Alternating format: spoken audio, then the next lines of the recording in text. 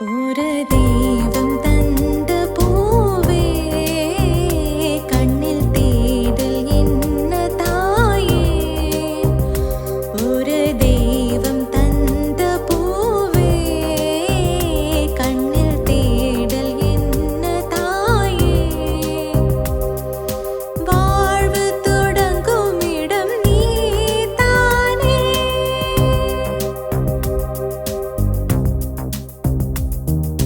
വാഴ്വ് തുടങ്ങുമിടം നീ താനേ വാനം മുടിയുമിടം നീ താനേ കാറ്റൈ പോലെ നീ വന്നായേ ശ്വാസமாக നീ நின்றாயே மார்விலூறும் உயிரே ஒரு தெய்வம் தந்த பூவே കണ്ണിൽ തേടൽ എന്ന തായേ.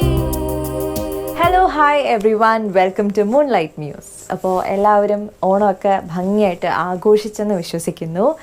ഇന്ന് നമ്മൾ ചെയ്യാൻ പോകുന്നത് നമ്മുടെ മദർഹുഡ് ജേർണിയുടെ പാർട്ട് 3 ആണ്. ഓക്കെ, സോ പാർട്ട് 1ഉം 2ഉം കാണാത്തവരുണ്ടെങ്കിൽ ഞാൻ എന്തായാലും ഡിസ്ക്രിപ്ഷൻ ബോക്സിലും അല്ലാണ്ട് ലിങ്ക് ഇടുന്നതായിരിക്കും. Do watch it.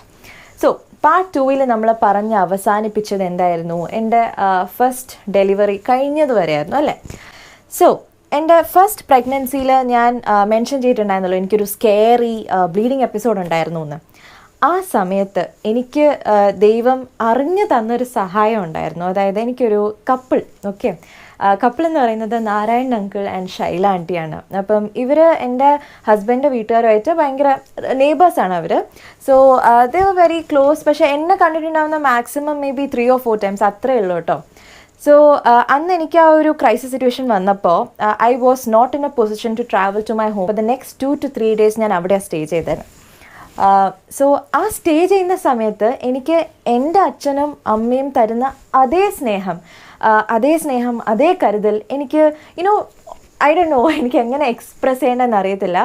അത്രമാത്രം എനിക്ക് വേണ്ടി ടെൻഷൻ അടിക്കാനും എനിക്ക് വേണ്ടി പ്രാർത്ഥിക്കാനും ഒക്കെ ഉണ്ടായിരുന്നത് ഇവർ രണ്ടുപേരുമാണ്. ആ സമയത്ത് എനിക്ക് തന്ന സ്നേഹവും കരുതലും ഒരിക്കലും ഞാൻ മറക്കില്ല. So thank you so much uncle and aunty. ഈ വ്ളോഗ് കാണുന്നുണ്ടെങ്കിൽ പോസ്റ്റ് മദർഹുഡ് ടൈമിൽ എനിക്ക് ഹെൽപ്ഫുള്ളായിട്ട് വന്ന കുറച്ച് പേരുണ്ട്. അതായത് people who took an effort to keep a tab on me, to ask if I am all right. പക്ഷെ അവർക്കൊന്നും എൻ്റെ ബുദ്ധിമുട്ടുകളൊന്നും അങ്ങനെ ഇൻഡെപ്തായിട്ട് അറിയില്ലായിരുന്നു. ആൻഡ് അവരാരും ഈ ജേർണിയിൽ പൊയ്ക്കൊണ്ടിരിക്കുന്ന ആൾക്കാരൊന്നും അല്ലായിരുന്നു. പക്ഷേ അവരെല്ലാം എന്നെ ഒരുപാട് സ്നേഹിക്കുന്ന എൻ്റെ ഫ്രണ്ട്സ് ആയിരുന്നു. ഒരാളാണ് ആദിത്യ. ഷി വാസ്, എനിക്കറിയില്ല, she is a constant person who keeps പിങ്ങിങ് മീ ആൻഡ് ആസ്കിങ് മീ. അപ്പം ഞങ്ങൾ ഈ എല്ലാ ദിവസവും മണിക്കൂർ കണക്ക് സംസാരിക്കുക അല്ലെങ്കിൽ മീറ്റപ്പ് ചെയ്യുക അങ്ങനെയൊന്നുമില്ല. ബട്ട് ഈ ഹാർട്ട്സ് തമ്മിലുള്ളൊരു കണക്ഷൻ ഉണ്ടല്ലോ, അപ്പം അതുണ്ടായിരുന്നു. പിന്നീട് എനിക്ക് വന്ന ഒരു ഹെൽപ്ഫുൾ ഫ്രണ്ട് എന്ന് പറയുന്നത് പ്രീതി എന്ന് പറയുന്ന എൻ്റെ ഒരു നെയ്ബറായിരുന്നു. It's always there. എൻ്റെ എന്താ പറയുക, ഡെലിവറി കഴിഞ്ഞിട്ടുള്ള സ്റ്റേജസിൽ whenever I faced a difficulty or whenever I had some emotional turbulence inside me, she was there to just നമുക്ക് വേണ്ടി നമ്മൾ പറയുന്ന കാര്യങ്ങൾ കേൾക്കാൻ ഒരു patient listener is always helpful because you can vent out whatever is within you. അതുപോലെ എനിക്ക് ഉള്ളൊരു ബ്യൂട്ടിഫുൾ ഫാമിലിയാണ് ഹലീമ ആൻറ്റിയും അസ്ഗർ അങ്കിളും. അപ്പോൾ ഇവർ രണ്ടുപേരും ശരിക്കും എനിക്ക് ഡെലിവറി കഴിഞ്ഞിട്ടുള്ള മരുന്നുകൾ, ആവശ്യത്തിനുള്ള ഇലകൾ, നമുക്ക് കുറുക്കിയൊക്കെ കഴിക്കേണ്ടതായ ഇലകൾ പിന്നൊക്കെ നമുക്ക് കിട്ടാൻ പാടില്ല. കാരണം ഞാൻ ബാംഗ്ലൂരിലായിരുന്നു.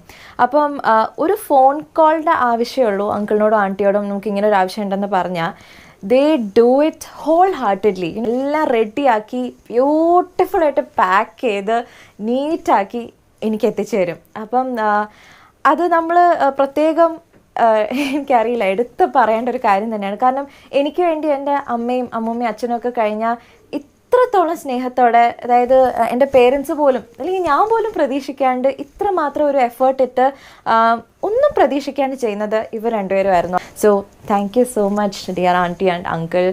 എൻ്റെ ബെസ്റ്റ് ഫ്രണ്ട് മനീഷ എൻ്റെ ചൈൽഡ്ഹുഡ് ഫ്രണ്ടാണ്. She took an effort to come and meet me during my first pregnancy time.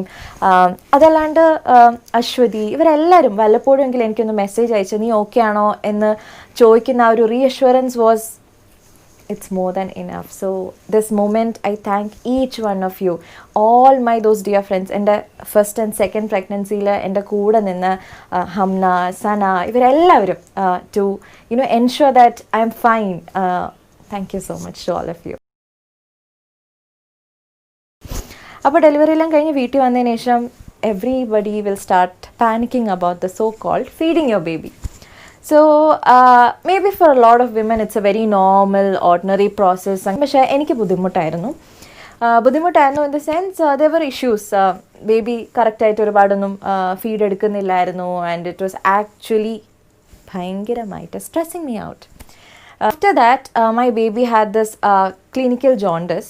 Generally, jaundice varan karanam, അതായത് physiological jaundice varan karanam is feed കുറയുന്നതുകൊണ്ടാണ്. അപ്പം lack of proper feed and dehydration വരുന്നുണ്ട്. അപ്പം common ആണ്, മിക്കവർക്കും ഉണ്ടാവാറുണ്ട്. So people start actually looking at you as though, you know, you did something on purpose എന്നുള്ള രീതിയിൽ. Trust me, no mother would want their baby to be dehydrated. അപ്പം the doctor had actually advised us, അതായത് നമ്മുടെ pediatrician, to give formula milk whenever necessary. First of all, നമ്മുടെ നാട്ടിലൊക്കെ ഉള്ളൊരു kind of, it's like a taboo, you know, in Kerala, that if you provide formula milk for your child once intermittently അല്ലെങ്കിൽ ഇടയ്ക്ക് during a day, you consider to be doing something for your convenience. അപ്പം പാൽ കൊടുക്കാൻ വയ്യ, അപ്പം അതുകൊണ്ടാണ് formula feed. അതാകുമ്പോൾ എളുപ്പമുണ്ടല്ലോ. That's not easy. അതാണെങ്കിലും ഒരുപാട് എഫേർട്ടാണ്. നമ്മൾ പാൽ വാങ്ങിച്ച് പൊടി വാങ്ങിച്ച് വെക്കണം, നമ്മൾ സ്റ്റെറിലൈസ് ചെയ്യണം ബോട്ടിൽസ്, ആൻഡ് ദെൻ വെള്ളം വാം ആക്കണം, ഇത് ഡൈല്യൂട്ട് ചെയ്യണം, എന്നിട്ട് കുഞ്ഞിന് കൊടുക്കണം. അതൊരു വലിയ പ്രോസസ്സാണ്. So if anybody feels it's a very easy, എന്താ പറയുക, substitute for feeding and you can just simply sit laid back, it's not true.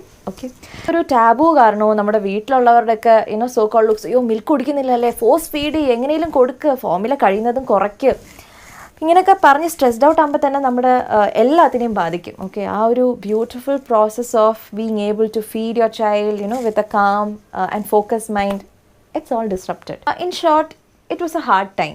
From then നമുക്ക് സ്ട്രെസ്സ് ബിൽഡപ്പ് ചെയ്ത് തുടങ്ങുകയാണ്. അപ്പോൾ ഇത് പറയാൻ കാരണമുണ്ട്.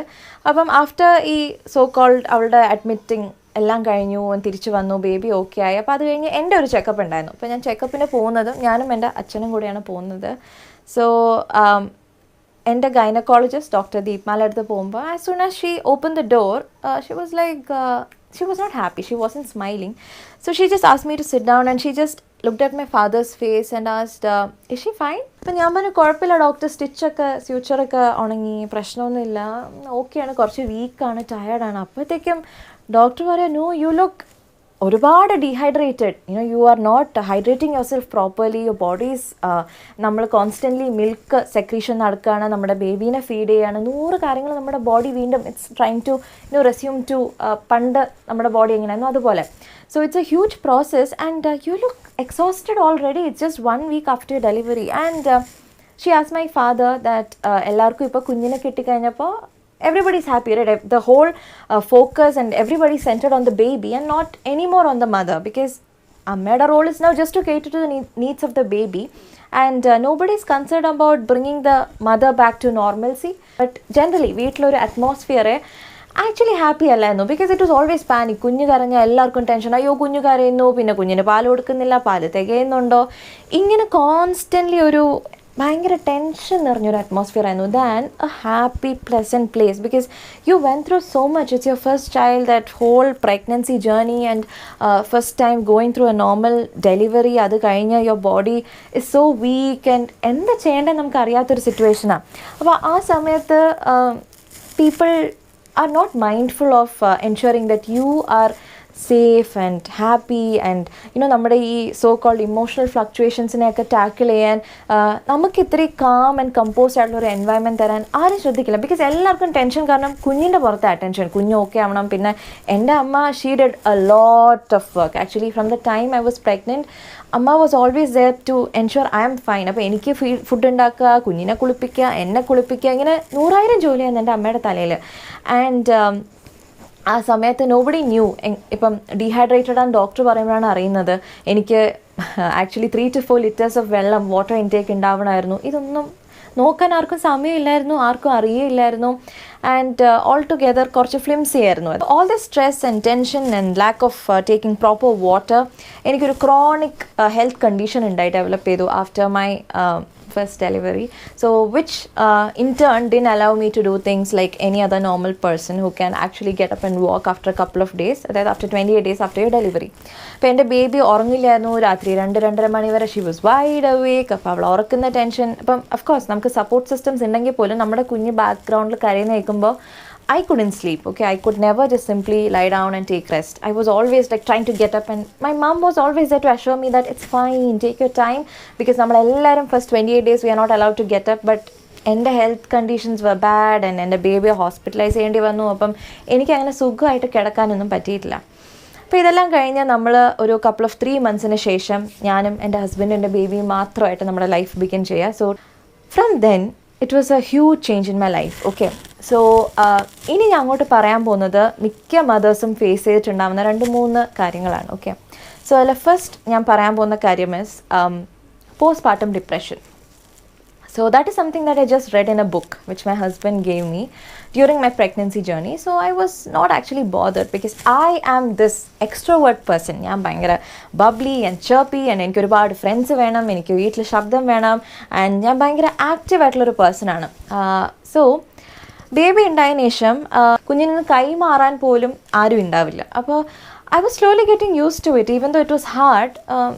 ഞാൻ അതുമായിട്ട് പൊരുത്തപ്പെട്ടു. കാരണം എനിക്ക് എൻ്റെ ബേബിയെ നോക്കണം, അവളുടെ ഓരോ ഫസ്റ്റ് സ്റ്റെപ്പിന് ഉണ്ടായിരിക്കണം. അത് ഞാൻ എടുത്തൊരു കോൺഷ്യസ് ഡിസിഷനും കൂടെയാണ്. അതായത് അവളെ ഒരു നാനിയെ ഏൽപ്പിക്കില്ല, അല്ലെങ്കിൽ ഒരിടത്തും വിടില്ല. It's very happy about that. പക്ഷേ I was slowly losing on, എന്താ പറയുക, ഞാൻ ആരാ, എൻ്റെ identity, there was lot of issues അങ്ങനെ.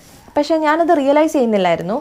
And things were getting very monotonous. Trust me, it was really boring in that house. Just me and my baby, and baby most of the time sleeping ആയിരിക്കും initial couple of months. And ഞാനിങ്ങനെ നോക്കിയിരിക്കും അവൾ എണീക്കാൻ. അതുവരെ ഞാൻ വീട്ടിലെ ജോലി ചെയ്തുകൊണ്ടിരിക്കും. I was tired. And being a homemaker and you are sitting at home and doing things for your baby and husband, mostly you end up doing all the work of the house. അപ്പോൾ എൻ്റെ husband help ചെയ്യില്ല എന്നല്ല, ഞാൻ എന്തെങ്കിലും പറയുകയാണ്, ഇപ്പോൾ ഇതൊന്ന് ചെയ്തു തരുമോ, ഇതിങ്ങനെ ഒന്ന് ചെയ്യാമോ. അപ്പം കുറച്ച് മറവി ഉള്ളത് കൊണ്ട് ഞാനൊരു 10-20 തവണ പറയുമ്പോഴായിരിക്കും ചെയ്യുന്നത്. പിന്നെ സോ അങ്ങനത്തെ സിറ്റുവേഷനിൽ എന്ത് പറ്റും, നമ്മൾ വിചാരിക്കുമോ ഇത് 10 തവണ പറയുന്നേക്കാൾ എളുപ്പം ഞാൻ തന്നെ ഓടിപ്പോയി ചെയ്യുന്നത്. അപ്പോൾ അങ്ങനെ ചെയ്ത് കുറേ മാസം ആകുമ്പോഴത്തേക്കും you start losing it. So ഇത് ശരിക്കും ഞങ്ങൾക്ക് രണ്ടുപേർക്കും ഇപ്പോൾ ഉണ്ടായൊരു റിയലൈസേഷനാണ് that we should have done things in like literally, you know, half, and if he would have been more capable of handling maybe cooking എന്തെങ്കിലും കുറച്ച് കൂടുതലായിട്ട് ഹെൽപ്പ് ചെയ്യാൻ പറ്റുമെങ്കിൽ ആക്ച്വലി നമ്മുടെ വർക്ക് ലോഡ് ഒരുപാട് കുറയും, നമുക്ക് കൂടുതൽ തിങ്സ് ഈസിയർ ആവും. It's always better to have a team rather than doing things single handedly. So ഒരാളും കൂടെ നമ്മളെ സപ്പോർട്ട് ചെയ്യാനുണ്ട്, നമുക്ക് കാര്യങ്ങൾ ഷെയർ ചെയ്യാനുണ്ടെങ്കിൽ things are easier than this mother doing everything at home. അപ്പോൾ എല്ലാവർക്കും ഇപ്പം കോമൺലി അഡ്രസ്സ് ചെയ്തിരിക്കുന്ന ഒരു സോഷ്യൽ ഇഷ്യൂ ആണ് ബോഡി ഷെയ്മിങ്, അല്ലേ? അപ്പോൾ ബോഡി ഷെയ്മിങ് ഈ പ്രഗ്നൻ്റ് ആയിട്ടുള്ളവർക്ക് മാത്രമല്ല, പ്രഗ്നൻസി കഴിഞ്ഞവർക്ക് മാത്രമല്ല, but it's for common girls and women also. Because എൻ്റെ ഒരു ക്ലോസ് ഫ്രണ്ട്, അപ്പം her body nature, she has this broad shoulders. അപ്പോൾ അങ്ങനെയൊന്നുമല്ല, അവളുടെ ഒരു ബോഡി നേച്ചർ അങ്ങനെയാണ്. അപ്പോൾ അങ്ങനെയൊക്കെ കുറച്ച് തടി ഉള്ള ആൾക്കാരാണെങ്കിൽ ഓക്കെ, 1-2 വട്ടം ഏതെങ്കിലും ഒരു ഫ്രണ്ട് ഒന്ന് കമൻറ്റ് ഇങ്ങനെ ഇരിക്കുന്നു എന്നൊക്കെ പറഞ്ഞാൽ നമുക്ക് okay. So on A common basis ഇടയ്ക്കിടയ്ക്ക് നമ്മുടെ കോളേജിലുള്ളവർ, ടീച്ചേഴ്സ്, ഇവർ എല്ലാവരും കമൻറ്റ് ചെയ്യും. അതായത് തടിച്ചിരിക്കുന്നു, പിന്നെ സൊസൈറ്റിയിലുള്ളവർ കല്യാണം കിട്ടില്ല ബിക്കോസ് തടിയുള്ള കുട്ടിയാണ്. അപ്പം ഈ ബോഡി ഷേമിങ് അതുകൊണ്ടൊരു കോമൺ ആയിട്ടുള്ളൊരു പ്രോബ്ലമാണ് which all of us face.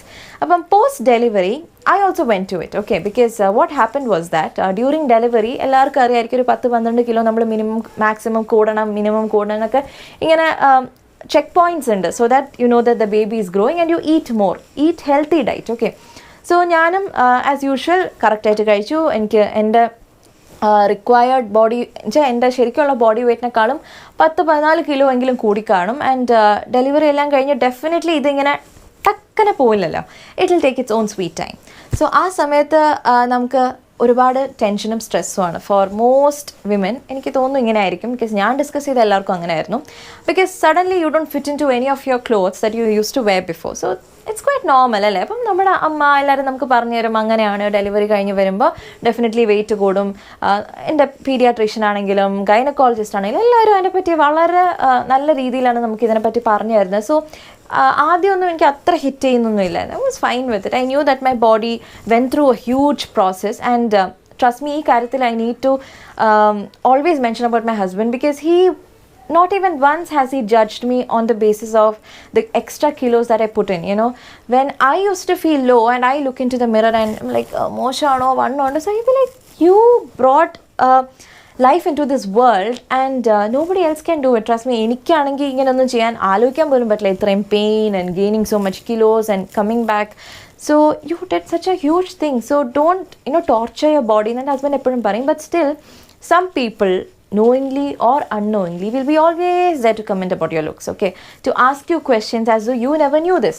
So just like 5 months after my delivery, I had this relative of ours asking me, so what are you planning to do about your body weight? So I was like, so ശരിക്കും ഞാനൊന്നും plan ചെയ്തിട്ടില്ലായിരുന്നു കേട്ടോ. I don't know what I was supposed to do, because everybody told me baby നടന്നു തുടങ്ങുമ്പോൾ, baby എഴഞ്ഞു തുടങ്ങുമ്പോൾ നമ്മുടെ wait കുറയും, പിന്നെ കുഞ്ഞിന് ഒരു വയസ്സൊക്കെ ആകുമ്പോൾ slowly will start trimming down. So until then you are not supposed to lose weight because you are lactating, feeding your baby. I said the same stereotype എനിക്ക് പറഞ്ഞെന്ന കാര്യം ഞാൻ തിരിച്ച് ആ ആൾക്ക് പറഞ്ഞു കൊടുത്തു, സെയിങ് ദാറ്റ് അല്ല, കുഞ്ഞിനൊരു 1 വയസ്സൊക്കെ ആകുമ്പോഴത്തേക്കും കുഞ്ഞ് നടന്നു തുടങ്ങുമ്പോൾ എൻ്റെ വെയിറ്റ് കുറഞ്ഞു തുടങ്ങും.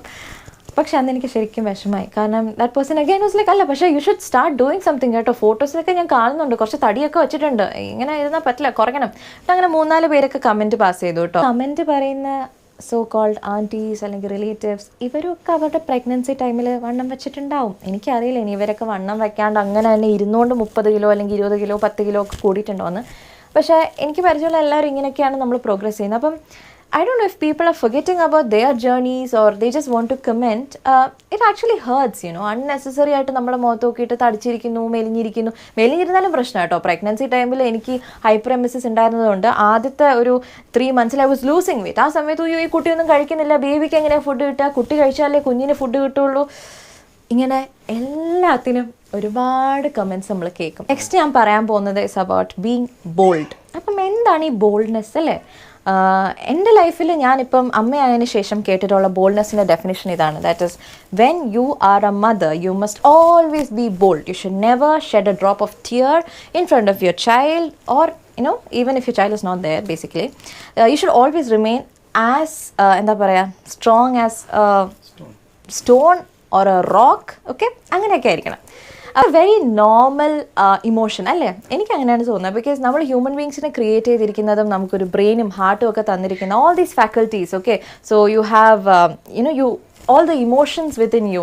You become angry, you become happy, you get excited. So എല്ലാത്തിനും വേരിയസ് ഡിഗ്രീസ് വരെ ഉണ്ടല്ലേ? So in the same way sadness express ചെയ്യാനും നമുക്ക് റൈറ്റ് ഇല്ലേ? Just because you become a mother you can cry. Is it true? So I personally feel it's not true. Okay, എപ്പോഴും bold ആയിട്ടിരിക്കണം, strong ആയിട്ടിരിക്കണം. Especially പെൺകുട്ടികളല്ലേ, പെൺകുട്ടികളെ നമ്മൾ വളരെ ബോൾഡായിട്ട് വളർത്തണം. അപ്പോൾ അതിനെ പറ്റിയാണ് എനിക്കിനി പറയാനുള്ളത്. സോ എൻ്റെ അമ്മ എന്നെ വളർത്തിയിരിക്കുന്നത് എനിക്ക് കരയാനും ചിരിക്കാനും എല്ലാത്തിനുമൊക്കെ ഫ്രീഡം തന്നിട്ടുണ്ട്. എൻ്റെ അച്ഛനാണെങ്കിലും ശരി. അപ്പം എനിക്ക് വിഷമം വന്നാൽ ഞാൻ കുഞ്ഞിലോട്ട് കരയും. അന്നൊന്നും എന്നോട് ആരും കരയലെന്ന് പറഞ്ഞിട്ടില്ല. അപ്പോൾ അതുകൊണ്ട് നമ്മൾ കുഞ്ഞിലേ തൊട്ട് ചെയ്യുന്നൊരു കാര്യം വലുതാകുമ്പോൾ പെട്ടെന്ന് ടക്കനെ നിർത്താൻ എനിക്കറിയില്ല. അപ്പോൾ സ്വിച്ച് ഇട്ട പോലെ അങ്ങനെ നിൽക്കില്ല. And I personally don't believe that if being bold is to not emote one of your feelings, your feelings that actually helps you to relax. If you are ഒരുപാട് frustrated or you are worried and deeply hurt due to some remarks or some incident that happened in your life, you are supposed to express that, right? If you have the freedom to express your happiness, your anger, your frustration, you have to express your sadness also. There's nothing wrong in crying. I mean, it's really normal. And I personally feel you should help your children to understand that it's okay to cry. You should give them that freedom and tell them that failures വരുമ്പോൾ ഒന്ന് കരഞ്ഞ് തീർക്കുന്നത് is much more easier. കാരണം നമ്മൾ ഇതൊന്നും പറഞ്ഞു കൊടുക്കാണ്ടിരിക്കുമ്പോഴാണ് എനിക്ക് തോന്നുന്നത് ഈ ഡിപ്രഷനും ബാക്കി ബുദ്ധിമുട്ടുകളൊക്കെ വരുന്നത്. ബിക്കോസ് കുട്ടികളെ നമുക്കൊരു പ്രോബ്ലം വരുമ്പോൾ കുറച്ച് കരഞ്ഞ് തീർക്കുമ്പോൾ തന്നെ ആ പ്രോബ്ലത്തിൻ്റെ ഗ്രാവിറ്റിയൊക്കെ ഒരുപാട് കുറയും. എനിക്കങ്ങനെ കേട്ടോ. എനിക്ക് എന്തെങ്കിലും ഒരുപാട് പ്രയാസമൊക്കെ വരുമ്പോൾ ഞാൻ ചെന്നിരുന്നൊന്ന് കരഞ്ഞു കഴിയുമ്പോൾ തന്നെ എനിക്ക് കുറേ ആശ്വാസം കിട്ടും. അപ്പോൾ എൻ്റെ കുഞ്ഞിനെ വാക്സിനേറ്റ് ചെയ്യാനൊക്കെ ആദ്യമായിട്ട് കൊണ്ടുപോകുമ്പോൾ എനിക്ക് ഒത്തിരി വിഷമം. ഞാൻ അവളെ ഹോസ്പിറ്റലിൽ അലമുറയായിട്ടൊന്നും കരഞ്ഞിട്ടൊന്നുമില്ല. പക്ഷേ എനിക്ക് ഉള്ളിൽ ശരിക്കും വിഷമം വന്ന് എൻ്റെ കണ്ണ് നിറയും. അതിലൊന്നും എനിക്കൊരു കുറവായിട്ടും തോന്നിയിട്ടില്ല കേട്ടോ. അതൊന്നും I personally feel that doesn't make me less of a mother. I personally feel wisdom is not something that is connected to age. It's about the experience that you get from various things that you go through as an individual and as a family.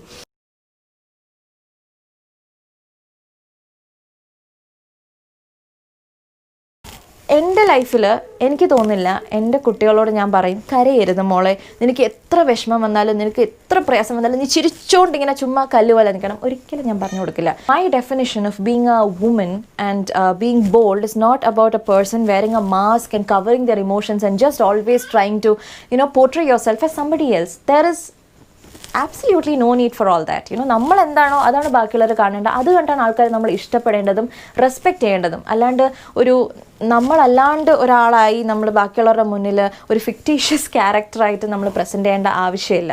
ധൈര്യം എന്ന് പറയുന്നത് കരയാണ്ടിരിക്കുന്നതിലല്ല കേട്ടോ. ഒന്ന് ഇത്തിരി കരഞ്ഞാലും ധൈര്യമൊക്കെ automatically ഉണ്ടാവും. എൻ്റെ example തന്നെ എടുത്താൽ മതി. എനിക്ക് ഒരുപാട് പേടിയുള്ള കാര്യങ്ങളെന്ന് പറഞ്ഞാൽ എനിക്ക് പട്ടികളെ ഭയങ്കര പേടിയാണ്, പിന്നെ എനിക്ക് ഇഞ്ചക്ഷൻസ് എടുക്കുന്നത് ഭയങ്കര പേടിയാണ്, എനിക്ക് ഹോസ്പിറ്റൽ വിസിറ്റ്സ് പേടിയാണ്. These are all things actually freak me out. But എന്ന് വെച്ച് ഞാൻ ലൈഫിൽ ഇതൊന്നും നേരിടാണ്ടൊന്നും ഇരുന്നിട്ടില്ല. ഞാൻ ഡെലിവർ ചെയ്തു, 2 ബേബീസായി, ഒരുപാട് പ്രിക്സ് കിട്ടി, and I went through lot of health complications and I don't know what not. I went through so much and I cried throughout all these things. I cried. That doesn't make me less of a woman because I went through all that boldly. എനിക്ക് labour റൂമിൽ പോകാൻ നേരത്ത് ഞാൻ കരഞ്ഞ് വിളിച്ചുകൊണ്ടൊന്നല്ല പോയി, അത് കഴിഞ്ഞിട്ടുള്ള പ്രോസസ്സിൽ മാത്രമേ ഞാൻ കരഞ്ഞിട്ടുള്ളൂ. So basically what I want to communicate here is that no matter how you are, okay, if you feel like laughing, you must laugh. If you want to cry, you must cry. You have that freedom within you. You shouldn't let anybody to pass any unwanted comments about your personality. See, നിങ്ങൾക്ക് ഒരു കാര്യം ഒരു പ്രത്യേക രീതിയിൽ ചെയ്യാനാണ് ഇഷ്ടമെങ്കിൽ അത് നിങ്ങളുടെ പേഴ്സണാലിറ്റി ട്രേറ്റ് ആണ്. അതിലാർക്കും കയറി വന്ന് ഒരു കമൻറ്റ് പറഞ്ഞിട്ട് അത് ഓൾട്ടർ ചെയ്യേണ്ട ആവശ്യമില്ല. നിങ്ങൾ അതിനെ ഓർത്ത് അത് മാറ്റണം. എല്ലാവരും പറയുന്നു ഞാൻ ബോൾഡ് അല്ല അല്ലെങ്കിൽ ഇങ്ങനെയാണ്, അങ്ങനെ പ്രത്യേകിച്ച് ഒന്നുമില്ല. It's your freedom with regard to who you are and how you want to bring up your children. No matter what gender, girl ആണെങ്കിലും ബോയ് ആണെങ്കിലും ഒക്കെ നിങ്ങളുടെ ഇഷ്ടത്തിന് നിങ്ങൾ എങ്ങനെയാണോ your personality trait is being passed on to your child. And of course ആ child ഒരു പ്രായം എത്തുമ്പോൾ he or she will develop their own individuality and they'll be in their own way. So, ഇന്നത്തെ നമ്മുടെ ഈ വ്ളോഗിൻ്റെ ഒരു കുഞ്ഞ് സമ്മറി ഞാൻ പറഞ്ഞുതരാം. ഞാൻ എൻ്റെ ലൈഫിൽ എൻ്റെ ഫസ്റ്റ് ഡെലിവറി, സെക്കൻഡ് ഡെലിവറി ഒക്കെ കഴിഞ്ഞ് അനുഭവിച്ച 3 കാര്യം is that 1, postpartum depression. It's really normal. Lot of women face this because your body goes through so much change and your emotional status goes through so much. You have a baby to look after and a lot of new first things okay nammal experience cheyna. But all you need, you must take a professional assistance, consult a doctor who can actually help. Adilennum onnum pedikenda avashyilla because if you need somebody to listen to you, you should definitely take a help for that. So I had my husband, my father, who is always my strong pillar to share my emotional disturbances. And lucky to have these people with me, my family to support me during my postpartum depression. So the second thing is body shaming. See, your body is yours. So നമ്മൾ മെലിഞ്ഞിരുന്നാലും വണ്ണം ഉണ്ടെങ്കിലും എല്ലാം ഇത് നമുക്ക് ദൈവമായിട്ട് അനുഗ്രഹിച്ച് തന്നൊരു ബോഡിയാണ്. So you must always try to take an initiative to love yourself. So this was taught to me by my husband. So you must always love your body, yourself more than anything else in this world.